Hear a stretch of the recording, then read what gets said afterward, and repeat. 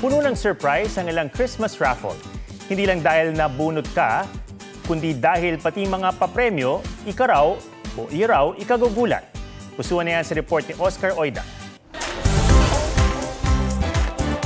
Kung laging olat sa bunatan, ibay natin ang paraffol. Ito ang mga papremyong budol para madismaya. Romantic dinner with crush. Dahil dyan, meron kang kandila. O para mas masaya. Unexpected kasi at surprise ang mga papremyo. Kaya magduda ka muna kung ano sa napanalo ng package ang makukuha. Next! Travel package. So, naman yan ay sabon, toothbrush, shampoo, ewan ko basta tissue. Aayaw ka pa ba? Pang-travel din naman.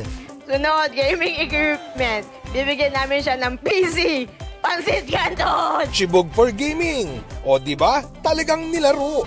At least, nabunot. Siguradong walang nakasimangot. Kung ayaw ng bunutan, subukan pa to. As in, duck na nag-uunahan. Mas aasa kang mananalo kung nauuna ang iyong pato. Hanggang sa mapapadasal ka na lang talaga o mapapakwak-kwak. Oscar Oida, nagbabalita para sa GMA Integrated News.